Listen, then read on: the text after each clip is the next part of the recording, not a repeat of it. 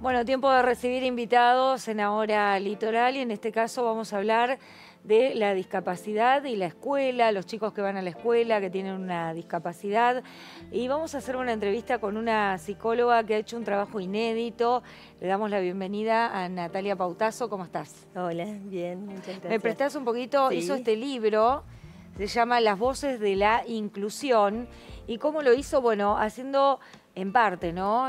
Muchas entrevistas con chicos que tienen discapacidad, que están en la escuela, con padres, con todos los actores que forman parte de la educación y que, bueno, de alguna manera ponen en manifiesto cuáles son sus necesidades. Sí. ¿No? Natalia, Sí. ¿cómo estás? ¿Todo bien? Todo bien. Bueno, ¿y cuáles son las necesidades que has visto en esta suerte de entrevista inédita que has hecho en las escuelas para poder tener tu análisis posterior? Sí, yo soy, además de psicóloga, soy acompañante terapéutica y trabajo mucho, hace muchos años en las inclusiones educativas. Y lo que veía que lo que faltaba en esos procesos de inclusión era que estuviera presente las voces de esos niños y niñas que están en inclusión.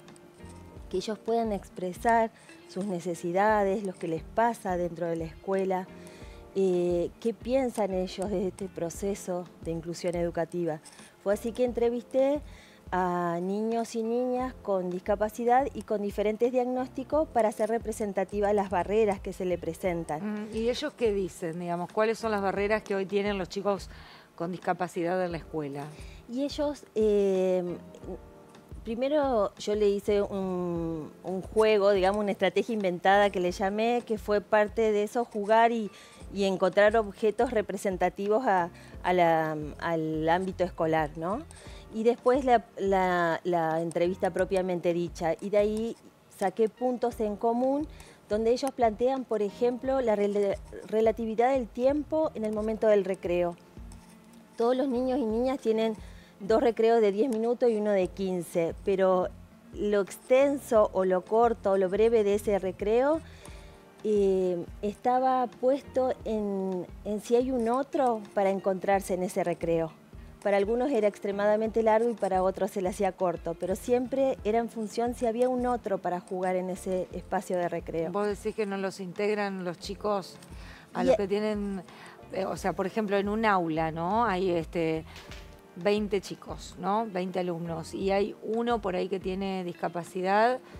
¿Vos decís que los chicos no lo integran al juego en el recreo, por ejemplo? Y muchas veces es necesario, los adultos que estamos rodeando a esos niños y niñas, hacer intervenciones para que puedan lograr esos lazos, para que puedan formar vínculos y puedan relacionarse entre ellos y ellas. Sí, yo siempre insisto con los también, bueno, nosotros los acompañantes tenemos la visión de decir, en el espacio del recreo también es un momento para intervenir cuando un niño o una niña no está con otro, no puede jugar o no puede hacer lazos. Claro, bueno, entonces una de las manifestaciones que te dan es esto, ¿no? Del juego en el recreo, que por ahí muchos pasan este momento solos o invisibles, ¿no? Después otros puntos en comunes eran, por ejemplo, el ámbito escolar quizás es el único encuentro con esos pares, porque por sus tardes o por sus mañanas, según digamos el horario que van, pero por el horario fuera de la escuela están repletos de terapias.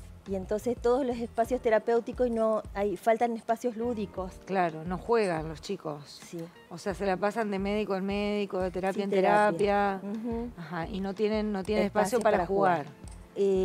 Bueno, después aparece también lo que lo llaman ellos con la misma palabra bullying. Me contaron sobre escenas que fueron vividas por ellos y que son muy dolorosas. Y también por ejemplo, ¿cuál es? Es importante para que, digo, sin dañar, ¿no? Porque no es el objetivo, pero que estas cuestiones también se dan dentro del aula, ¿qué te manifiestan? En los espacios de recreo, por ejemplo, me manifestaban que habían sufrido escenas de bullying y que le eran dolorosas. Y en algún punto esas escenas no eran denunciadas y eso es lo que me llamaba la atención, por qué ellos no denunciaban con otros adultos o por qué no eran vistas estas escenas, ¿no? Porque en un patio de escuela se controla y se ve a los niños y se observa, y estas escenas habían pasado desapercibidas y que les son muy dolorosas en niños que están formando su subjetividad. Claro, por supuesto. Sí. ¿Y qué otras cosas viste? Y otra de las cosas que yo le pregunté es cómo sería una escuela ideal para ellos, y ellos me diseñaron cómo debería ser. ¿Y cómo debería ser? A ver. Y ellos la diseñaban en función de sus carencias, ¿no? De lo que ellos no vivían. Por ejemplo, decían, la escuela tiene que ser para ser amigos, la escuela tiene que ser un lugar donde haya un lugar tranquilo para poder calmarse y poder hablar de las cosas que nos pasan. Por ejemplo, decían, tiene que haber personas que hablen con las manos, como me decía una niña que quería que su acceso a su comunicación, una niña sorda, que su acceso a la comunicación sea fluido. Y todos iban describiendo cómo era esa escuela ideal en función a lo que no tenían. Claro, ¿No? Qué bueno, ¿no? Que pudiste detenerte a hablar con ellos. Creo que esto hace falta bastante, ¿no? Sí. En materia educativa, poder, bueno, estar más cerca de los chicos que tienen discapacidad. ¿Con qué chicos con qué discapacidad entrevistaste? Y chicos con síndrome de Down, con discapacidad motora, sensitiva, sordos, niños con baja visión y un niño ciego, con autismo. ¿Y a los padres también pudiste entrevistarlos? Los padres, si bien yo en la investigación apunto solamente a las voces de los niños y niñas que considero estaban ausentes en esos procesos, se hizo necesario incluir un apartado donde las madres aparecían, tanto del relato de los niños o niñas que decían, mi mamá me consiguió la máquina de braille y me pasa mis tareas, o mi mamá va a ir a hablar para que esto no suceda, como también la necesidad de las madres de encontrar un espacio propicio para poder de alguna manera denunciar las cosas que estaban viviendo sus hijos o hijas y que le eran muy dolorosas. Claro. Entonces bueno, se hizo ese apartado. Claro. ¿A qué conclusión llegaste con toda esta investigación, Natalia?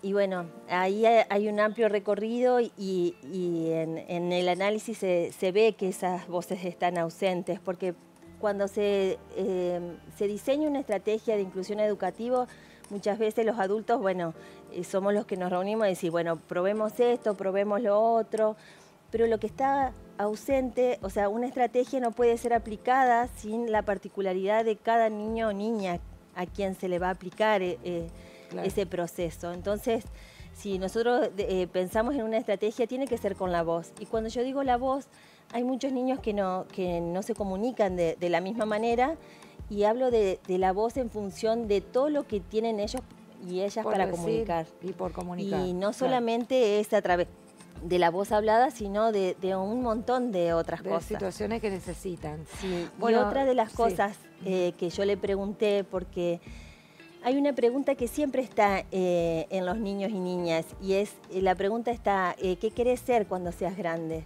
Y esa pregunta aparece en todos los niños y niñas, excepto a los niños y niñas con discapacidad. Pareciera que esa pregunta no está para esas infancias. Entonces fue una apuesta política para poner en diálogo cómo en múltiples sentidos se coarta el proyecto de vida de las personas con discapacidad. Claro, tenés razón, sí. Y ellos me hablaron, y yo lo resalto en la investigación, yo hablé con niños y niñas y sin embargo estaban los mismos temas que los activistas discapacitados llevan adelante hace tantos años. Claro, o sea, como que los temas siguen estando en escena y nadie se ocupa de ellos. Bueno, como que hablaron de la maternidad, de la inequidad, de la desigualdad, hasta hablaron de las condiciones laborales. Todo eso aparece y fueron niños. Claro, qué bárbaro. Bueno, buenísima tu investigación, te felicitamos, bueno, te invitamos justamente para hablar de esto, porque también hay que hacerlo visible en los medios, ¿no? Sí. Que esto existe y que es necesario reverlo. ¿Lo vas a poner a la venta, el libro? Sí, el libro está a la venta en la editorial La Indija, en calle Gualeguaychú. Ahí está, pueden buscarlo en las páginas, que es editorial La Indija. Buenísimo, porque debe haber muchos docentes que también se enfrentan con con esta realidad a diario, o muchos padres que se enfrentan con esta realidad a diario y que por ahí les interese leer este libro como para también tomar algunas de tus recomendaciones. Sí. Natalia Pautasso, ha sido un gustazo conocerte. Bueno, muchas gracias. Muchas gracias. Gracias por ayudar también a difundir estas voces. Claro que sí. Voces de la inclusión.